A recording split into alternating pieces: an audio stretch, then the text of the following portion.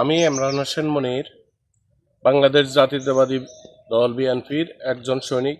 আমার রাজনৈতিক পরিচয়, আমি বর্তমান কেন্দ্রীয় বিএনপির সদস্য এবং 1991 সাল থেকে এই বিএনপির সাথে আমি সংযুক্ত।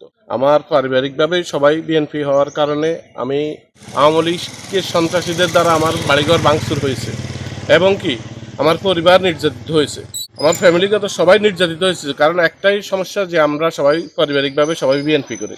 তো আজকের এই স্বৈর শাসকের বিদায়ের পর এখন দেশের পর্যবেক্ষণ আলোচনার প্রেক্ষিতে এলাকার সবার দাবি, জয় ইউনিয়নবাসী সবার দাবি যে আমরা যেন এগিয়ে আসি।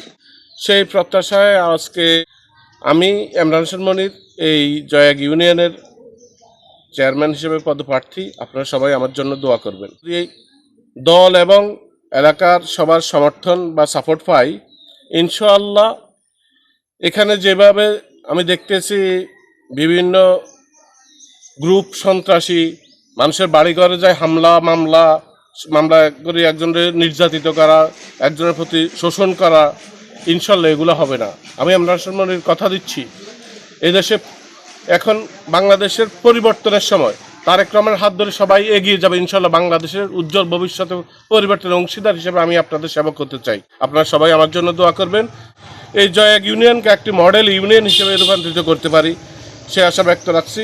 আপনারা সবাই আমার জন্য দোয়া করবেন এবং আপনাদের ভালোবাসায় যাতে এগিয়ে যেতে পারি সেজন্য আপনারা সবাই আমাকে আপনাদের সমর্থন জানাবেন।